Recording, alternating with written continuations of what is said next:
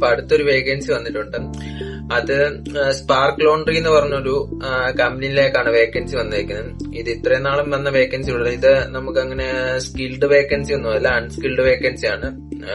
വലിയ ക്വാളിഫിക്കേഷന്റെ കാര്യങ്ങളുടെ ആവശ്യമൊന്നുമില്ല ഈ വേക്കൻസിക്ക്.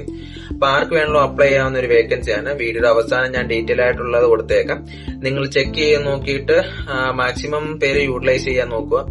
ഇപ്പം ഒരു എൻട്രി ഇങ്ങോട്ടൊരു UAE-ലോട്ടൊരു എൻട്രി അല്ലെങ്കിൽ ഒന്ന് കയറി വരാൻ ആൾക്കാരൊന്നും നിങ്ങൾ നോക്കുന്നതെങ്കിൽ നിങ്ങൾക്ക് പറ്റിയൊരു വേക്കൻസി ആയിരിക്കും. നിങ്ങളൊന്ന് ചെക്ക് ചെയ്ത് നോക്കുക. ജോബിന്റെ ഡീറ്റെയിൽസ് ആണ് ഈ കൊടുത്തേക്കുന്നത്. ഈ ജോബിന്റെ ഡീറ്റെയിൽസിലോട്ട് ഈ പേജിലോട്ട് വരാൻ വേണ്ടി ഒരു ലിങ്ക് ഉണ്ട്. ആ ലിങ്ക് ഞാൻ കമന്റ് ബോക്സിൽ പിൻ ചെയ്ത് വെച്ചേക്കാം.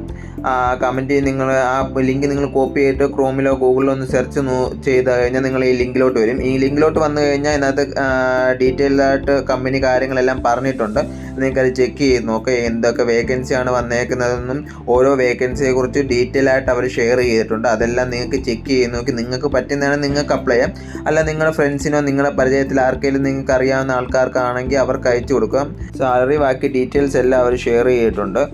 താഴോട്ട് സ്ക്രോൾ ചെയ്ത് വരുമ്പോൾ ഹൗ ടു അപ്ലൈ എന്ന് പറഞ്ഞ ഓപ്ഷൻ ഉണ്ട്. അത് കഴിഞ്ഞ് കുറച്ചുകൂടെ താഴോട്ട് വരുമ്പോൾ നമുക്ക് എങ്ങനെ അപ്ലൈ ചെയ്യുന്ന ഓരോ സ്റ്റെപ്പായിട്ട് അവർ കൊടുത്തിട്ടുണ്ട്. അത് ഡീറ്റെയിൽ ആയിട്ട് വായിച്ച് നോക്കിയിട്ട് നമുക്ക് അപ്ലൈ ചെയ്യാവുന്നതാണ്.